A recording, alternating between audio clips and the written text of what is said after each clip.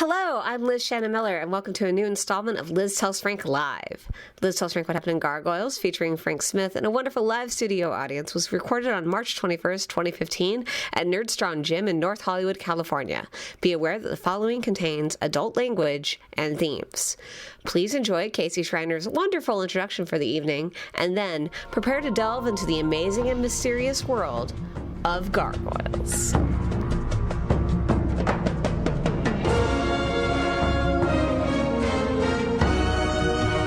Good evening, ladies and gentlemen. For those of you who don't know me, my name is Casey. I'm an entertainment industry refugee and current person who goes outside and then writes about going outside on the internet. Tonight, I'm going to tell you a story, and like all good stories, this story is about science. People who come to these events often ask a question. How can Frank, who seems to know so much about so many things, be completely clueless about one particular thing? Now, you may also hear a follow-up question about how that one thing that Frank doesn't know also seems to keep changing. Ladies and gentlemen, the answer is science. You know Liz Miller as a sort of pop culture gadfly, a media-savvy maven, a multiple-screen watching, live-tweeting Sheba. Lies. What you don't know about Liz is that she actually lives and works in Stanford University's SLAC National Accelerator Laboratory. According to SLAC's About page, which I visited yesterday for the first time, it is a Department of Energy facility that is home to the world's longest particle accelerator and the first website in North America. Ladies and gentlemen, I put it to you that Liz Miller is in fact a scientist at this very laboratory, not engaged in respectable, inspiring to young women looking to join a STEM field particle science, but in rogue, hush-hush genetic engineering science. Science that some would even call mad. Buried deep beneath the basement of this particle accelerator, beneath the break rooms where scientists complain about the vending machines, and the secret break rooms where other scientists take bribes for their climate research, Liz is the sole overseer of a 12-mile-long domain of genetically identical Frank clones, hibernating in harvested stem cell fluid until they can be awoken and released into the general public. You can Google it. These clones have but one problem. They all seem to die after 6 to 8 weeks. Okay, well, they have two problems. One, they die after 6 to 8 weeks, and two, each clone is born with a full installation of normal human knowledge base, except for one item of pop culture ephemera. And therein lies the problem. Because how can these clones be accepted as normal humans when they don't know anything about, say, the unforgettable Roy Scheider vehicle, Sequest DSV? Or Andrew Lloyd Webber's roller skating train musical, Starlight Express? I mean, if you met a person who couldn't tell you the plot points of the season 2 finale of Star Trek Voyager, I'm sure you'd think the same thing that I would. This person is a genetically engineered clone being from the subterranean catacombs of a well-known research university. And so, with each new clone Frank awakening, Liz must determine which piece of pop culture is missing from his clone brain. Then she must teach him about that pop culture item so that they can pass as human. Why? Well, we don't know yet. But the answer is most likely science. Sorry, remember when I said the clones have two problems? They actually have three. So once their brains have had their clone experts call with their knowledge hole filled, they die, only to be replaced by another awoken clone with a different gaping knowledge hole. Will tonight's Frank survive learning about gargoyles? Will we ever learn the true aim of Liz Miller's most likely diabolical experiment? And will Liz ever tell Frank about the short-lived Hanna-Barbera series, Don Coyote and Sancho Panda? Well, I suppose there's only one way to find out. First, however, some ground rules. Despite the fact that the people you are about to see on stage are a maniacally minded super scientist and horrible clone being of unknown purpose, you should not be afraid to participate in this evening's event. Audience participation is encouraged, and there is a fairly decent chance that participating will not mean you will then be the subject of an underground science experiment. 2, people, this is not the comments section of Jezebel. There are rules here. If you have something to ask or add, please raise your hand and wait for the bellmaster to ring the bell and for Liz to call on you before you chime in. And although we encourage you to live tweet, live Facebook, live Instagram, and live Tinder this event, please do so silently. Make sure your phone is on silent mode now, and please welcome Liz and Frank. Oh,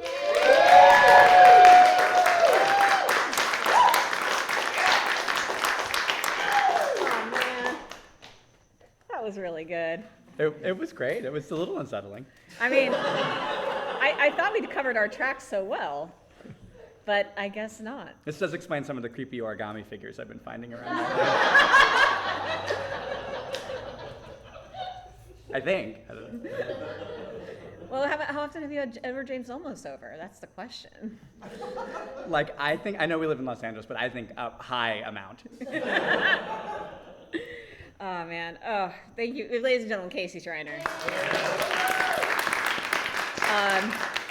Let's get right to this, because honestly, Frank, I was going through this, and I was like, I thought this was going to be a short one. Let's see if we're out of here in 2 hours. We're diving right in. Ladies and gentlemen, it's time to get ready for some exclamation points, because we're going to talk about gargoyles. So we're going to start off with the basics. Okay. Which is to say, what the fuck is Gargoyles? And that is a totally fair question. Essentially, Gargoyles was a show produced by Disney Animation from 1994 to 1996. It aired in syndication on weekday afternoons, similar to well, not similar because it was a different network, but Fox had Batman the Animated Series. I forget I guess ABC or something had Gargoyles. Okay.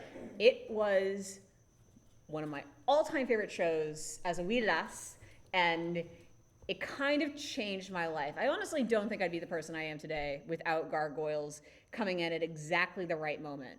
And it's really hard to explain, but I'm going to try to do it first off by reciting for you the opening monologue from the opening sequence, because every episode is set up by a title sequence as usual, and this one is essentially an opening narration that I've maybe heard, I don't know, a lot of times over the past almost over 20 years now of this show having existed. So I'm gonna try to do it from memory. Okay, I've got no notes here. I've got my slides. I can vouch for this. And it's recited by Keith David, who is the opening person. So, Frank, just imagine I look and sound like this guy. Imagine that I'm a very handsome black man. All right, okay, give me a sec. 1,000 years ago, superstition and the sword ruled. It was a time of darkness. It was a world of fear. It was the age of gargoyles. Okay. Stone by day, warriors by night. They were betrayed by the humans they were sworn to protect, frozen in stone by a magic spell for 1,000 years. Now they are in Manhattan. The spell is broken. They live again! And there's some very exciting music that's happening right now, and then it's like, we are defenders of the night. We are gargoyles!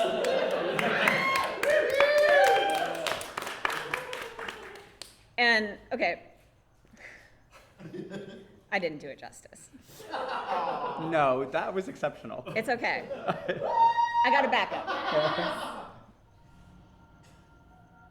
1,000 years ago, See? superstition and the sword ruled.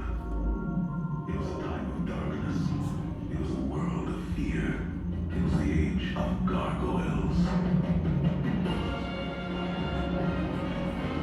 Stone by day, warriors by night. We were betrayed by the humans we had sworn to protect, frozen in stone by a magic spell for 1,000 years. Now we are in Manhattan. The spell is broken, and we live again.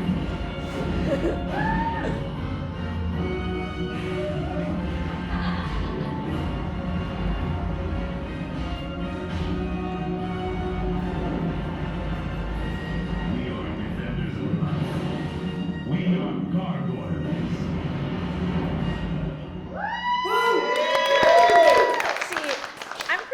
Keith David. He has an incredible voice. He has an incredible voice. Then again, I didn't ever have to watch you do something unsavory and Requiem for a Dream. Oh no, that is true. So now you understand the show completely right now.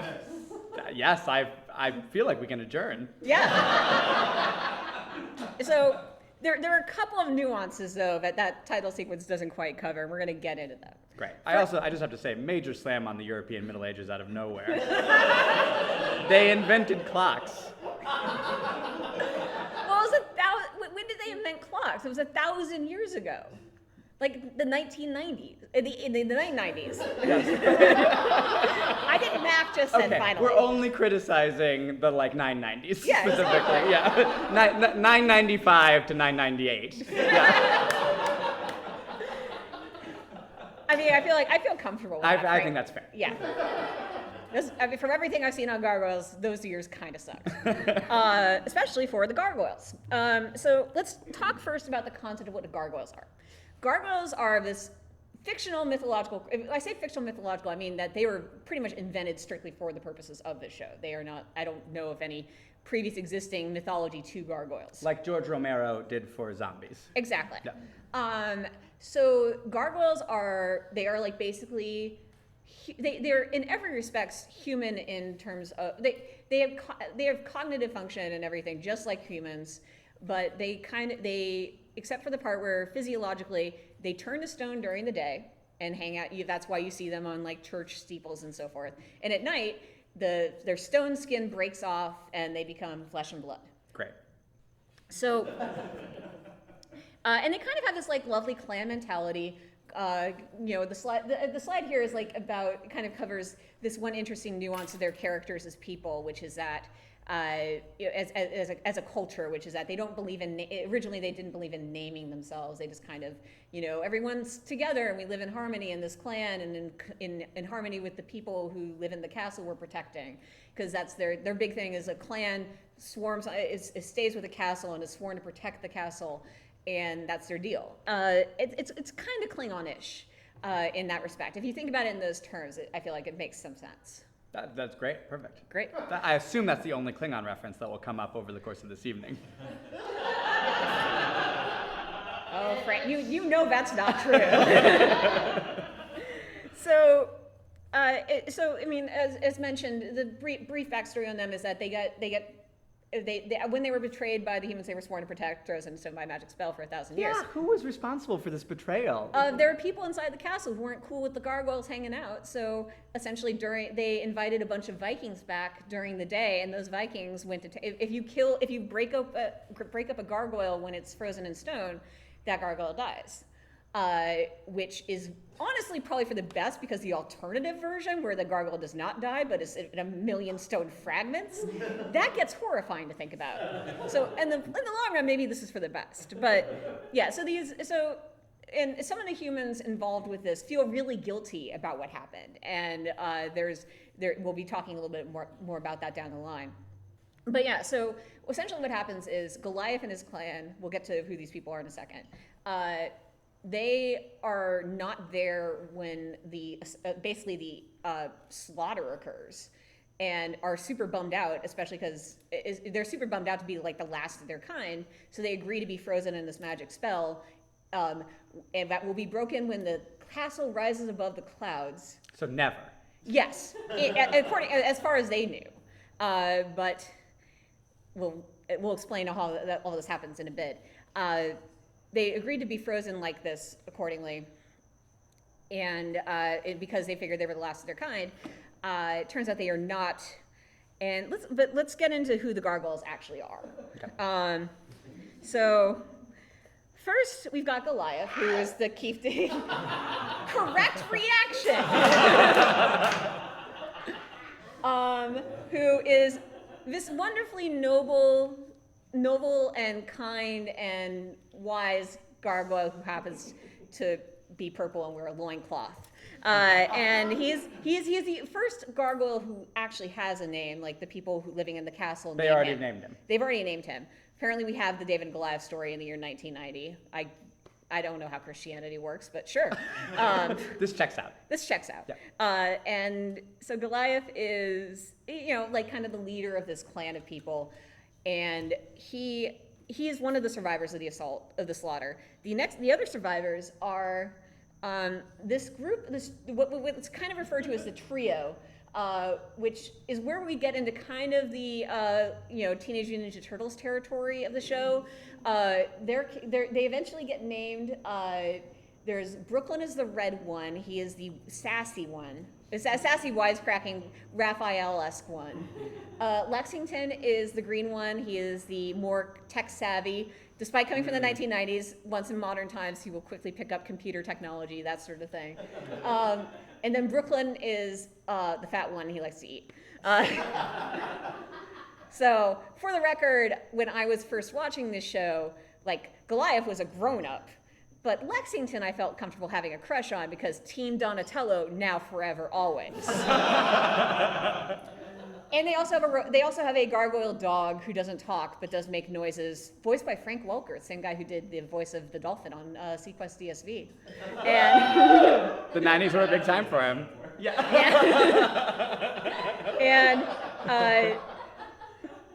And he gets named Bronx. So it's Bronx. Right. And there's also Hudson, who is the wise elder, mentor figure. I picked a picture of Ed Asner instead of a picture of Hudson. A, because the pictures of Hudson I found were kind of sucky. B, Ed Asner looks so dapper in that tux. Oh. And I feel like this is a good point to introduce the concept that this show had a bonkers voice cast, just bonkers. Ed Asner was a series regular from the whole time. And National treasure Ed Asner. National treasure Ed Asner. Okay, and then continuing with the gargoyles, I bet you've noticed something interesting about all these gargoyles so far, which is that they're all male. Where's their Smurfette? Here she is. Yeah, so Demona we meet her, Demona initially. Demona is not known as Demona initially. She is Goliath's angel of the night. And he thinks that she's been murdered in the slaughter. It's actually one of the reasons why he's totally down with this, just freeze me in stone for forever plan. I don't care. My angel of the night is dead. He screams about it very dramatically at one point. It's very exciting. But here's the thing. So we meet Demona again back when they've woken up in the present. Okay. And Demona initially is oh, it's so great that you're alive. I was also frozen in stone for 1,000 years. Totally don't think about that too hard. I'm just so glad that you're awake now and that we can be together again. No, Demona's lying there. Demona actually has been alive for the last 1,000 years via a magic spell we'll get into a little bit later. And, oh God, there's so much to explain about this goddamn show. But Demona is, after 1,000 years of being persecuted by humanity, kind of cranky. Right. Supervillain wants to murder every human on the planet kind of cranky. She's seen some shit. It's justified. It's very justified, genociding tendencies. She's fun. She's really fun. She has an evil laugh, and it's amazing. Really, we're just getting started. Because we've only talked about gargoyles right now. We haven't talked about humans yet. Most importantly, we're going to start with the most important human, which is Elisa. Elisa is their April O'Neil. If April O'Neil was being played by Linda Hamilton, and I'm not talking about 1980s era Beauty and the Beast Linda Hamilton, I'm talking about Terminator 2 Linda Hamilton. She is a police detective with the NYPD. She meets Goliath in investigating stuff in the first few episodes, and is very smart, very loyal, has a cat named Cagney, has a gun. She's a great character. Established one of I think the few early examples of an established mixed race character in a children's show. She's half Native American, half Black. It's very impressive. We meet both her parents at some point. She's a really great addition to the show. Goes way beyond April O'Neil in terms of agency and so forth. Though she does in the course of her friendship with Goliath, their friendship is largely based on him picking her up and flying her around places. Okay. Then we kind of have who essentially is the series' major villain, which is Xanatos. And he is essentially he's kind of like Tony Stark without a moral compass and like a douche tail.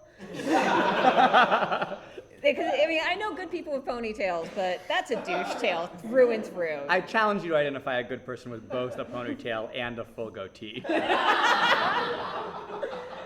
Yeah, not even Jonathan Frakes has one of those. Yeah. Jonathan Frakes keeps it high and tight when it comes to the head. God.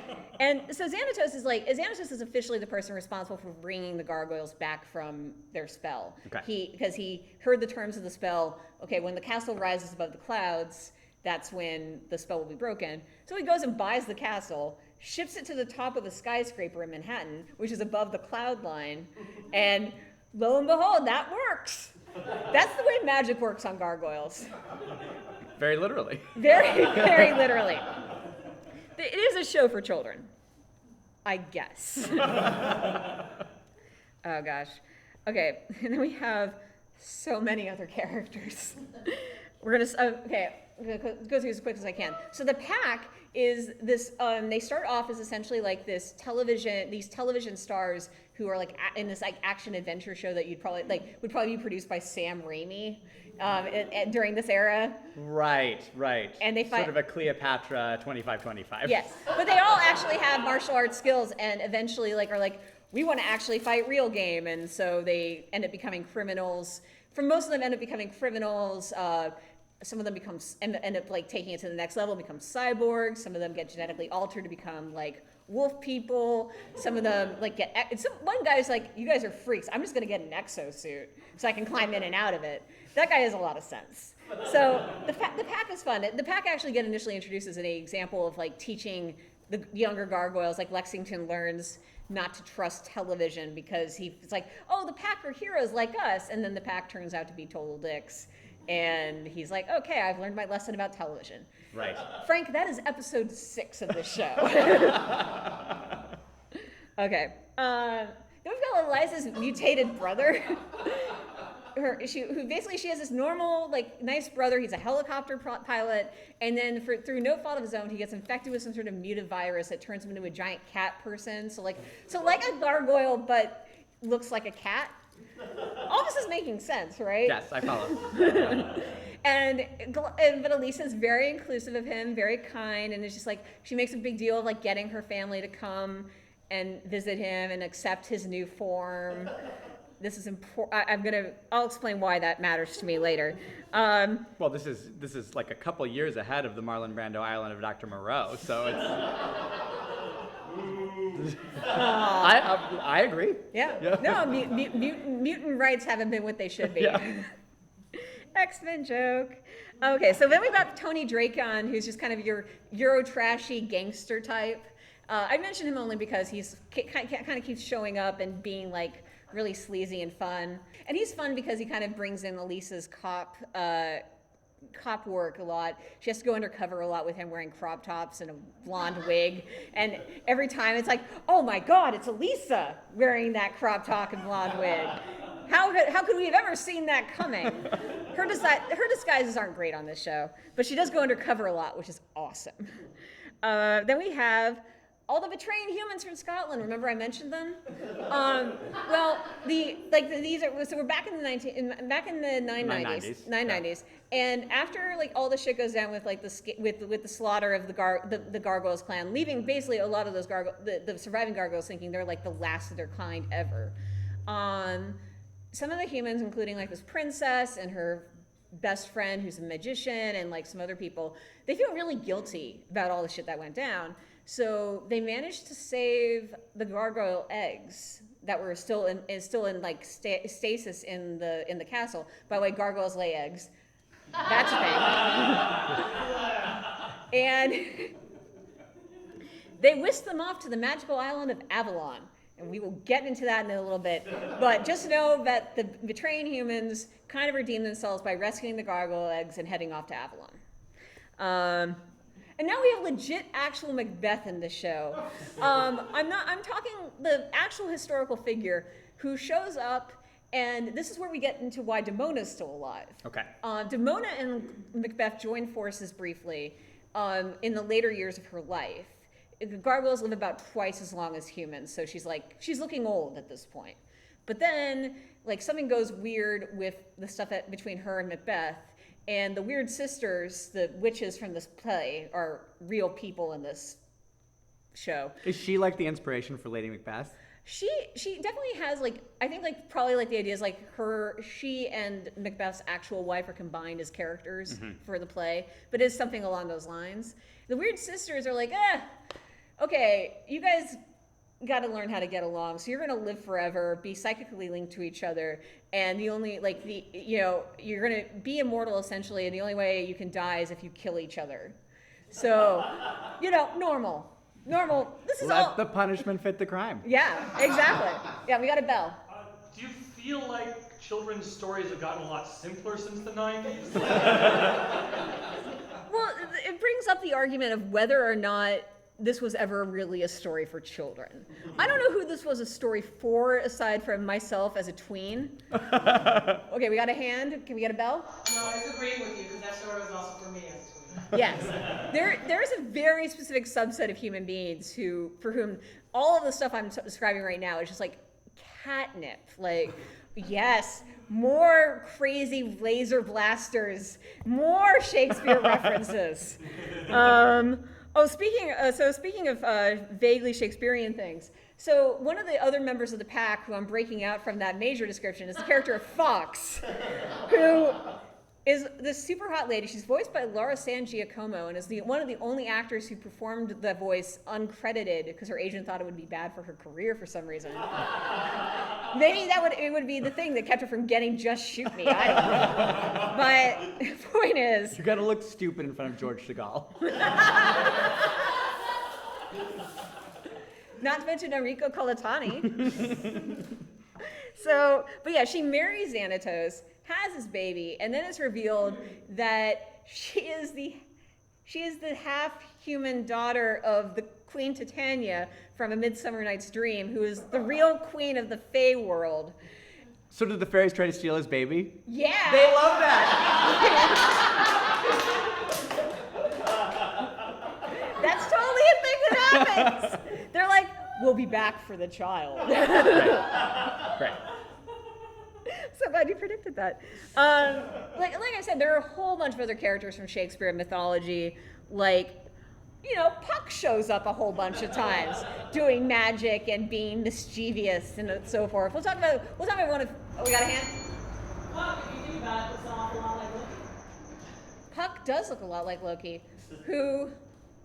God, does Loki show?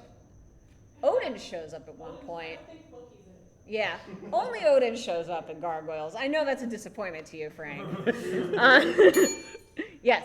Frank understands all these Midsummer Night's Dream references because he played bottom in high school. Jeff played Oberon. Hey, Oberon shows up in this. Also, look, the Illuminati are in this thing. Kids gotta know. Actually, one of the better side characters is Elisa's partner, as a police detective partner, who eventually gets brought into the Gargoyle secret. Who's this guy? He's like Fox Mulder, except a redhead, and he works for the, NYPD. And he's obsessed with the Illuminati. He's just like, the Illuminati are real. The Illuminati are real. The Illuminati are real. And finally, the Illuminati are like, fine, if we let you join, will you shut the fuck up about the Illuminati? He's like, yeah. So now he's in the Illuminati. Xanatos is also, of course, in the Illuminati. Do you realize David Caruso was on NYPD Blue at this same time? Whoa! The inspiration for this character. Wait, does that mean David Caruso's in the Illuminati? You heard it here first. I'll go with that. I mean, Frank, I really can't emphasize, there's so many fucking characters in this show. They're going to keep coming up, and it's just, please just assume that they are important and well-rounded and well-drawn, because they actually, for the most part, are.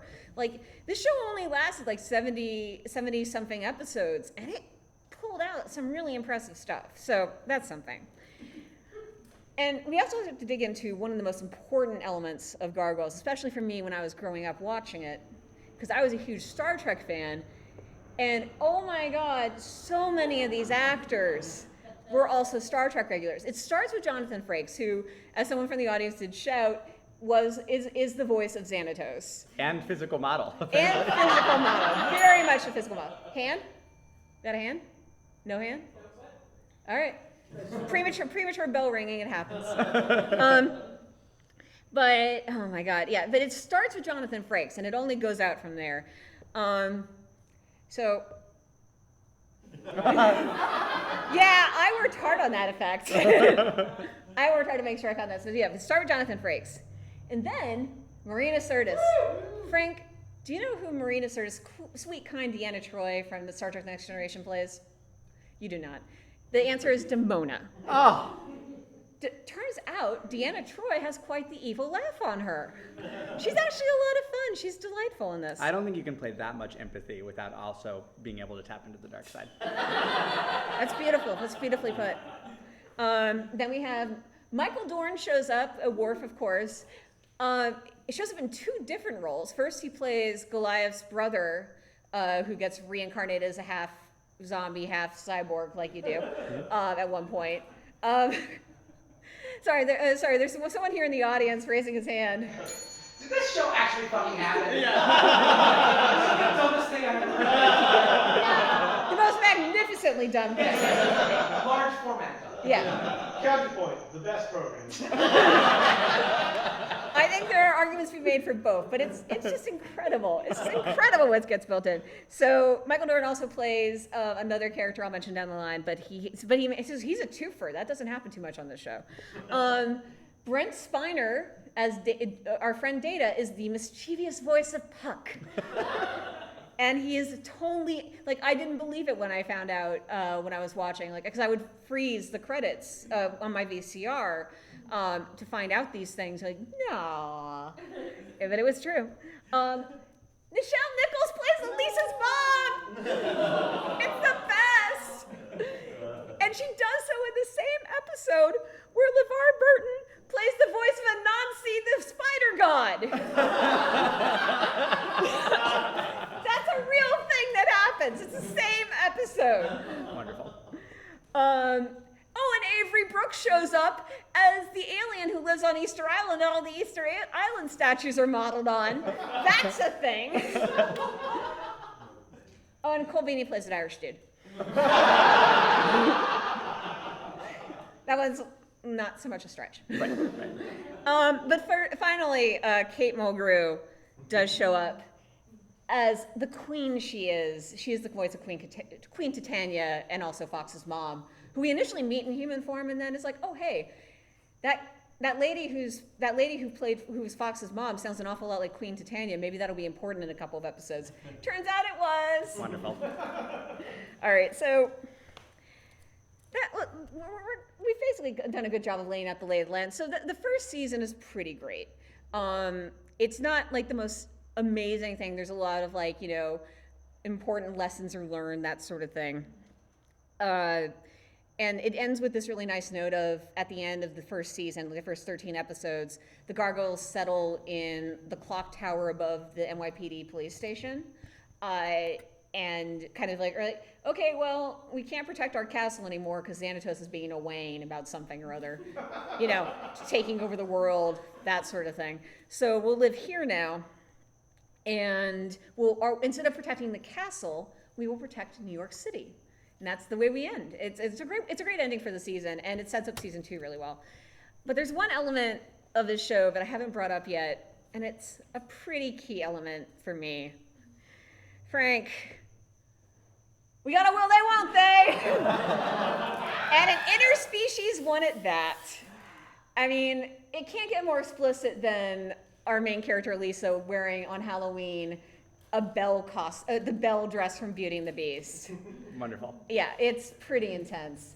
Again, like the 1980s Beauty and the Beast definitely feels like an inspiration here to a large degree, especially because like there's no like Goliath turning human, Goliath turning Elisa turning gargoyle, or is there?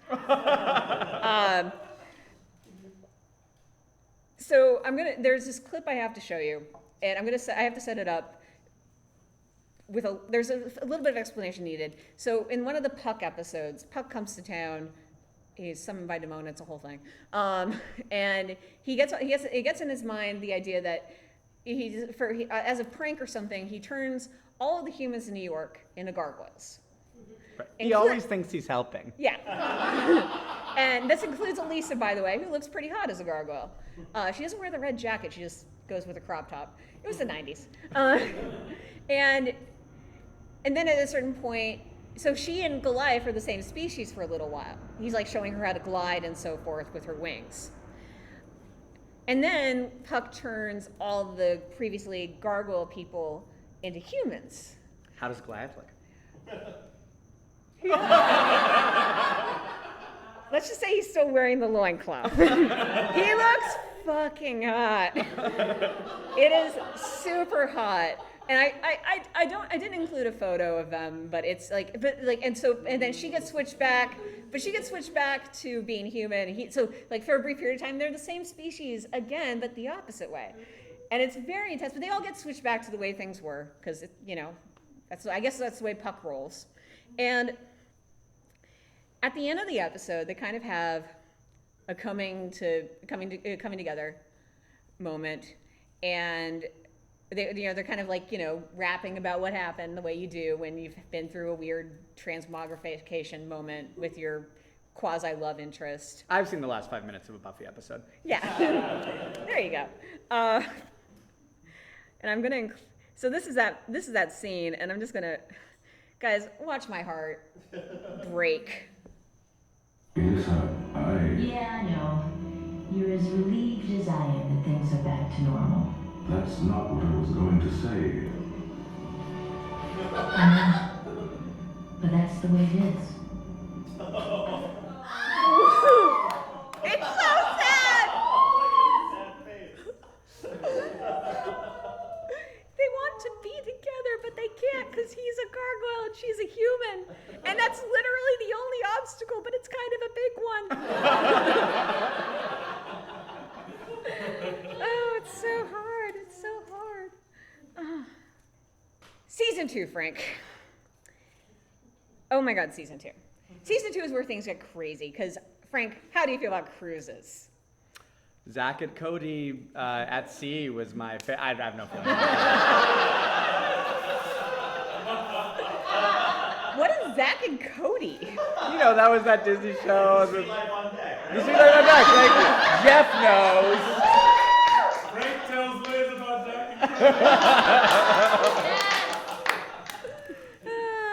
I'm not going to be there that day. So here's the deal.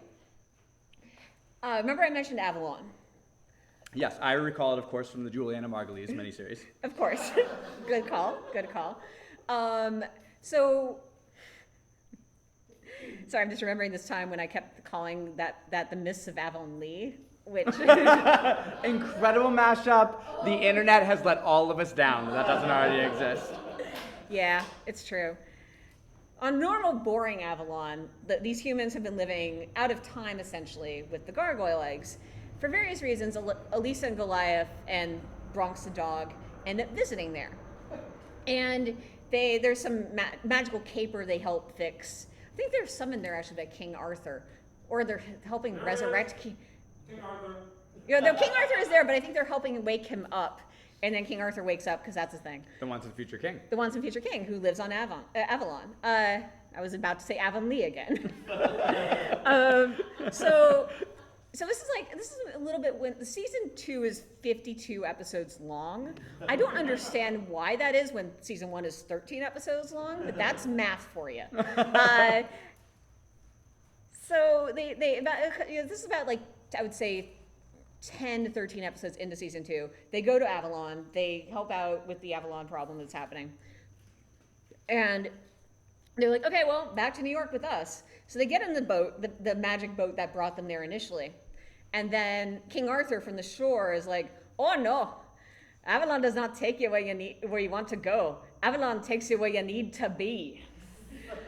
And thus begins the Avalon arc, where Goliath and Elisa go on a world tour, and it's kind of incredible because it's just basically like all these like little standalone episodes taking place around the world. Here's all the different locations they go to.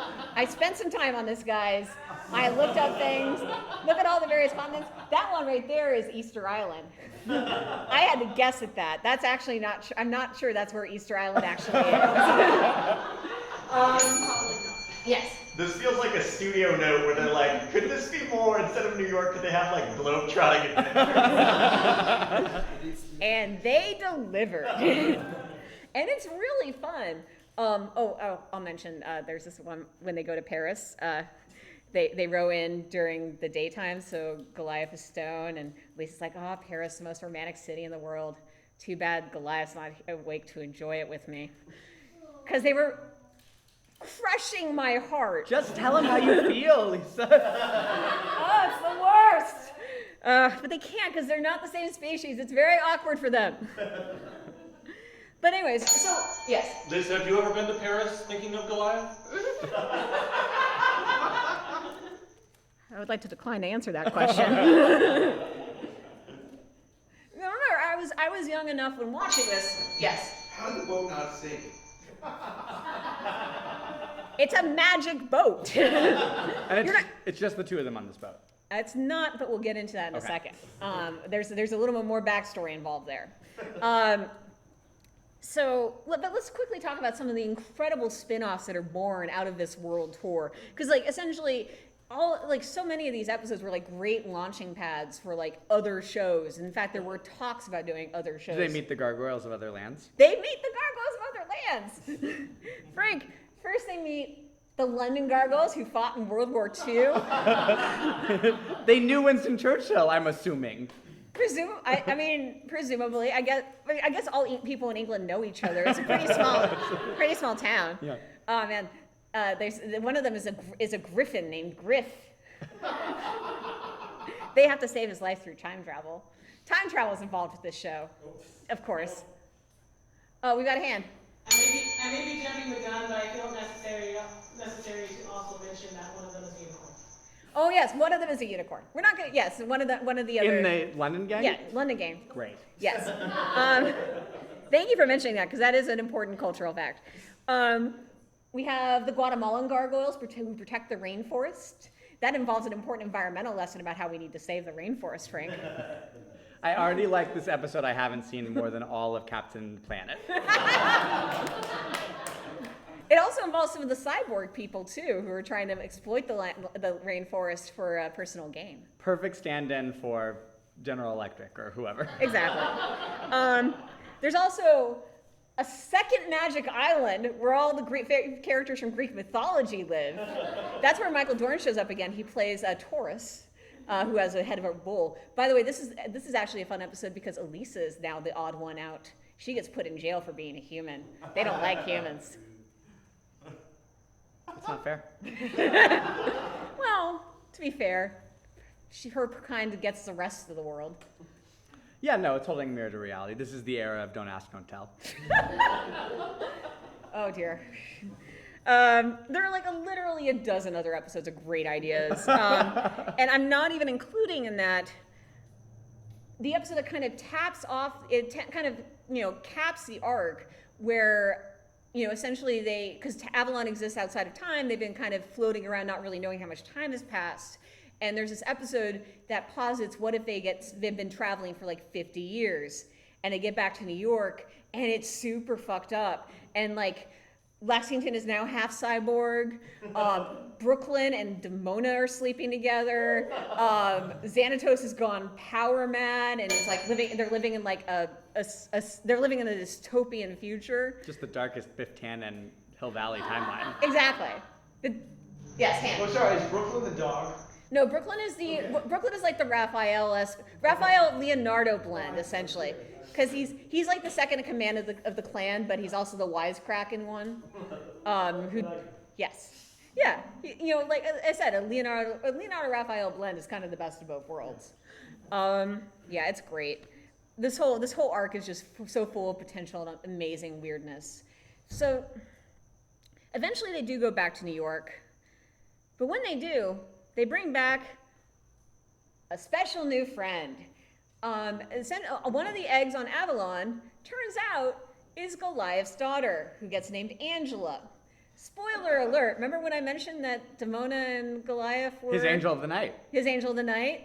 Yeah, they had a daughter together.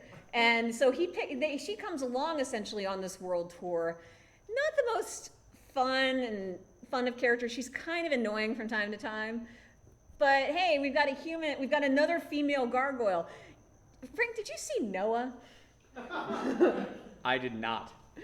Well, the short version with Noah is basically a lot of that movie is devoted to the fact that Russell Crowe's 3 sons don't have any women to bang. Well, 2 of them don't, and two of them don't have a woman to bang. The other has Emma Watson, and that one of the sons is really pissed off about that, like, because he's like, I know that humanity is bad and everything, but Han was Han? I forget. I can remember the names of Gargoyles characters. I can't remember the names of people from the Bible. Anyways, whatever that middle son was who sucked, he really... Ham? Maybe Ham? Ham. It was Ham, not Han. Han's a good name for a character. Someone should consider using it. I know, right? Like some guy, like Han, by himself. I don't know. That was a weak joke. Sorry. Anyways, so basically... Eventually they get back to New York, and all 3 of the young gargoyles who have basically thought their dating options were limited to other genetic freaks created by the same experiment that created Elisa's mutated brother, or Demona the psychopath, are like, oh shit, new girl. One of us can bang her. And so there's a lot of competing for her attention over a couple of episodes. And then weirdly, she ends up with Brooklyn, the one who likes to eat. That's a thing that happens. I've never really understood that choice. I think it's basically if you were on board with the King of Queens or not. Kevin James actually has a beautiful face. He does. And a lot of personality. Yeah, I don't mean to rush to judgment, especially not here in Nerdstrong, where we are accepting of all types. Also, remember, this was the 90s. Bill Clinton was both our president and a sex symbol. Oh, no. And he ate like a hobbit.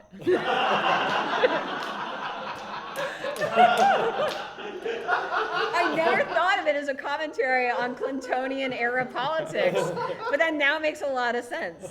Remember, this was pre-Lewinsky, too. Pre-Lewinsky? Yeah. I mean, post Jennifer Flowers and all that, but forget if Jennifer Flowers is the real name of the lady or the fictional name from Primary Colors. I honestly probably know the characters from Primary Colors better than I do actual history. Okay, we got confirmation it's the real name. Thank God. Thank God, my brain. So anyways, season 2 kind of peters out, except for this 3-parter at the end, the 3-part season finale of season 2. And Frank, I mean, at the very end of it, there is something very, very, very, very good that happens. And I'm just going to set it up by saying it's a 3-parter where at multiple different points, Goliath thinks Elisa is dead, and Elisa thinks Goliath is dead. And there's a lot of screaming and a lot of shouting and a lot of like, I will have my revenge! And of course, revenge is bad, as we get told repeatedly. Like, there's basically this pack of hunters who are chasing down gargoyles, because back in like the year 1000, Demona scratched their ancestor's face with her claws. And this created an entire like bloodline of people whose job it is just to hunt down and murder gargoyles. Vengeance is bad, is the important point, though. One of these guys learns the lesson the hard way by, I'll tell the whole thing. Please.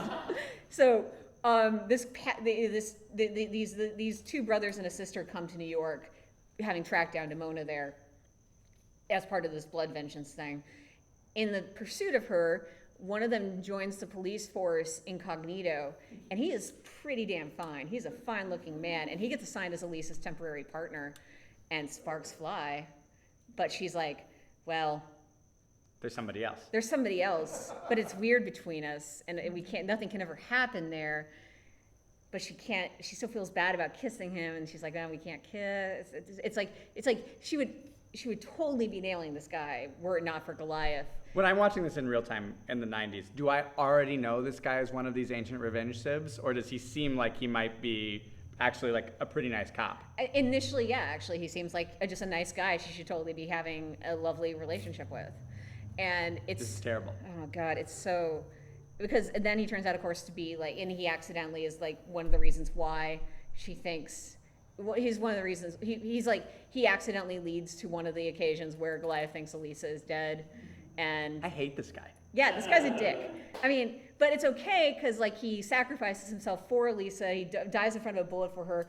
Gets paralyzed from the waist down. Dark twist. Yeah, this show didn't screw around that often with this sort of thing. This is definitely a couple degrees darker than the Gummy Bears, I will say. Weirdly, even the later Tailspin seasons. God. So, anyways. There's been a lot of back and forth, and you know, she's like, "Look, nothing's going to happen between us because enough life and death peril situations will put stuff in perspective for you." So,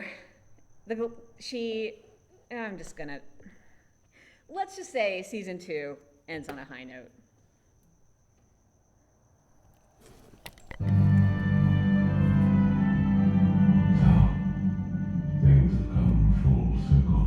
Somehow they always do.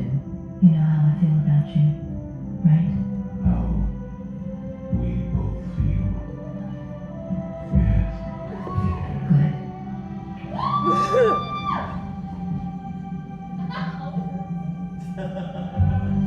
Welcome home, Goliath.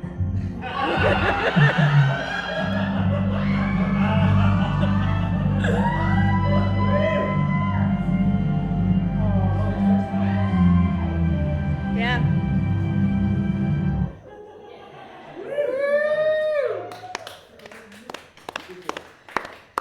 This, I don't even remember when that grin left my face watching this. I was dead on the floor forever. I think I remember to tape it. Like I still have that VHS tape somewhere, and it's like one of my most precious belongings because it's just like, and I think it is perennially at like 2 minutes before that clip starts. The plastic worn threadbare. Exactly. Oh God. Yeah. I've seen it so many times since then because I had that VHS tape, and for a long time that's the only thing I had. Gargoyles is a very hard show to track down. All the episodes are now on YouTube in some form or another, but you do have to hunt them down. And you can find bootleg DVDs, and there are official DVDs of the first season and part 1 of season 2, but that's all that have been made. And so it's a tricky show in so many respects, to watch, but I've managed to watch that scene so many times. And it's so not actually at all that embarrassing watching it with you guys here, so thank you for that. Thank you for sharing this moment and reacting properly to it, because it's an important moment in my life. So what happens next? This is an important question. Well, yeah, here's the thing. So that's the end of season 2 of Gargoyles. And it's set, for reasons that may or may not be apparent from this presentation, Frank, it's relationship with, you know, with Disney and its ability to stay on the air was always kind of fraught with peril. And at the end of season 2, they decided to shift directions. And season 3 was not called Gargoyles. It was called Gargoyles, the Goliath Chronicles. And despite the fact that for its first episode was, quote unquote, was actually credited to Greg Wiseman, who is often, basically, as far as history is concerned, considered one of the primary creators of Gargoyles, despite the fact his name does not show up on a script until season 3.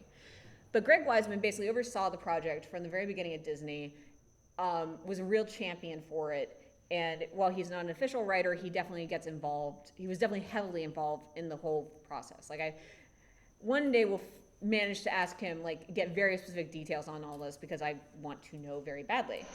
Yes? Is that the person you emailed? That is the person I emailed. He did not get back to me before tonight, but I have high hopes that I eventually can send him this. I'm so sorry, Greg. I want to agree on everyone here's behalf that we can all meet back here again whenever he becomes available. Yeah, you guys are all free, right? Like, immediately following. So, anyways, season 3 is, despite being the first time that Greg Weisman is credited as a writer, is a complete and utter disaster. It's just completely off tone with the original show. It feels wrong. It airs on Saturday morning. It's just not right. You know how you can fundamentally tell when something is bad and not what you signed up for? It's like, it was a cheap carbon copy. It lacked any of the spirit and imagination of the original show.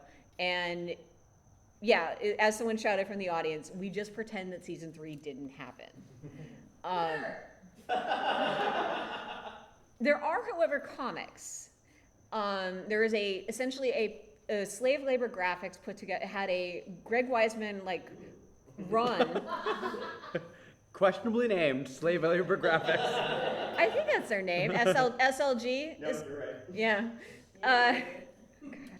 And they put together a run that's actually, I read it just recently, just like a couple of days ago. Like, imagine me in an airport at like 6 a.m, and I'm like, I'm a vaguely awake person, and I'm just like flipping through it on my iPad, like, oh my, whoa, what's happening? It was very it's a very interesting series, if only because, like, so Goliath and Elise are together at the end of season 2. The comics pick up as if season 3 never happened, and they're their own season 3. It's an arc we've seen. Is she even in season 3? Is it? She's in, but she's just like, they shove her to the side a little more. I don't know. It's I didn't rewatch season 3 in preparation for this because I'm not getting paid to do this. Right. I'm doing this out of love. This is very much a love thing for me, and I don't watch things I hate for love. That feels either profound or really stupid. I think profound. Okay, thank you. Anyways, point is that these comics exist, and they include things like Goliath and Elisa breaking up because Elisa's like, I do actually want children. Those are actual things that are brought up by Elisa in the comic book. She doesn't know how to produce an egg. It's not necessarily a thing that us human people can do. We make them really tiny, and they don't have hard shells. Gargoyle eggs are a little bigger. They would be uncomfortable. I believe it. I mean, but this is a sort of fun question you get forced into.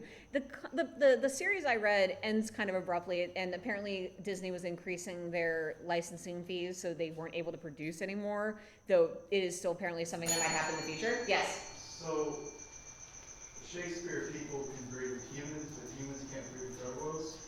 That seems to be the case, but we're not sure yet, especially because one of the interesting details that happens at the end of this 13-episode run is that one of the interesting things that happens at the end of this 13-issue run of the comic is that Elisa's mutated brother, poor Talon. I keep calling him Elisa's mutated brother. He has a name. It's Talon. It wasn't that originally. I think it was Derek. But he took a new name when he got mutated. But anyways, he got one of his fellow mutant ladies pregnant. And then after that, Elisa's like, "Oh, Goliath and I should be together." So I think the reason I really like the part where Elisa makes a big deal about introducing Talon to her family, look, Mom and Dad, he's gone through some changes. Let's just be cool with it. Is because she's preparing to introduce them in the future to her gargoyle boyfriend. That's my theory the whole time. It's just warming them up. Like, you can't be mad at my gargoyle boyfriend. You've accepted your quasi-gargoyle son. The thing I love imagining is that all these comic story elements are still set in the late 90s. So this is literally as like her family is watching Ellen come out. Yeah. To apply to this, what is officially an interspecies romance. Let's just call it like it is. Yeah. To apply to this interspecies romance, concepts about, same-sex marriage and with interracial everything marriage. politically loaded that comes along with that. Yeah. It gets weird especially because it's kind of a legitimate concern about never mind, same-sex couples have kids together all the time. And love is love. Eggs are sometimes not the eggs you come in with, but who knows? Who knows what would happen? But the point is that the fate of Gargoyles is still kind of quasi-loose. That as long as Keith David and Sally Richardson, who plays the voice of Elisa, are still alive, which they seem to be doing fine. As long as they're still around, and as long as comic book artists can still draw, we could still see more Gargoyles adventures in the future. There are still Gargoyles conventions. Gargoyles is still a beloved thing. Many people I talked to in preparing for this, were like, "Oh yeah, Gargoyles! I loved that show," which either means I know a lot of people with excellent taste, or Gargoyles is not as obscure a thing as I thought it was. I think you had a point to make. Oh, at some point in the middle there, I was going to say, everything you're saying is also true about the Emilio Estevez joint Men at Work. Okay, you're going to talk me through that. But then I was like, no, what's happening here is more inspiring. I'll say also, we've never been in a moment where Disney is more interested in reviving old franchises. That is true. Everyone's more interested in reviving old franchises. We live in a world where there might be more X-Files. Whoever saw that coming? We'll see. We'll see on the X-Files, friends. We all bear the scars of the X-Files, I want to believe. We all live with that every day. Frank, have you ever seen the X-Files, I want to believe? I saw it in the theater. Oh, dear Lord. It was heavy. I'm glad we can talk about But this. I think we can bounce back. Yeah, oh, good Lord. Well, Frank, I kind of want to bring us now to your final thoughts. What do you think of Gargoyles from what I've described? Does it make sense? Does it feel like a real show to you as opposed to something I'm making up as I go along? It feels very authentic. You've got a lot of references. Some images were provided. No, we've done a number of these. Yes. And I have to say, this has been maybe the richest, most personal, emotional journey I think Liz Tells Frank Live has ever been on. I don't want to strain the Avonlea reference, but I really felt like I was encountering something that helped a young Liz Miller step through the doorway of childhood into being a young woman and a fully formed adult person. Aww. And it's been an honor to be a part of that. Well, thank you. Aww. I will say, when I say that it is one of the things that brought me to where I am today in my life, I mean that quite literally, because when I was watching Gargoyles, I was young and I was pretty much the only person I knew watching this show because I didn't have a lot of friends. Not a lot of friends for old Liz Miller. But I did have parents who had a computer with internet access. Very bad internet access. We were on AOL. But you only need so much to be able to chat room discuss what's happening on Gargoyles. Yeah, so there's actually an interesting phenomenon about how a lot of people like myself who just wanted someone to talk to about their favorite shows were early internet users and became adept with those tools at a very early time period and only grew that knowledge as they aged. And a lot of people I know took those skills and ended up applying them towards what ended up becoming their future careers. Would I be a writer today if I hadn't watched Gargoyles and gotten super into the internet and super into storytelling and all the things that come with it? I don't know. I don't think so. I think I might have taken a different path. And probably something equally nerdy, but who knows? Who knows what it was? So this is a real moment of honesty, you guys. Not at all comedy laden. I can do my Keith David impression if you want, but this is like the last 5 minutes of a Buffy episode. This did get real. This did get real. I mean, and unfortunately, it's not going to be one of the Buffy episodes that ends with like a sad montage to Michelle Branch. I mean, it could be. But I think, unless anyone has anything else to add, this brings us to the end. So, thank you very much. It's time for special thanks. Thank you, David Nett, for producing tonight's event. Thank you to Andrew Deutsch and Nerdstrong for hosting us. Special guest introducer, Casey Schreiner. Way to go. Our wonderful bellmaster, Trevor. Thank you very much. Live tweeter, Kim. I'm looking forward to seeing the tweets as they've appeared.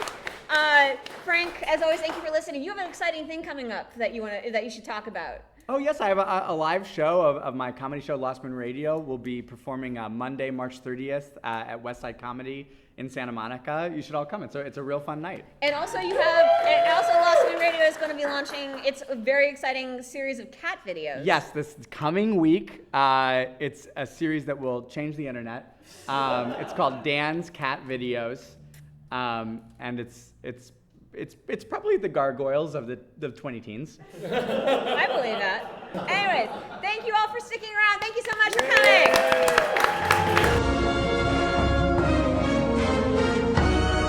Thus concludes Liz Tells Frank Live. For more information about Liz Tells Frank, please visit liztellsfrank.com, where you can follow us on Twitter and Facebook and sign up for updates. Those would be updates about important things, like when you might be able to experience the next Liz Tells Frank Live.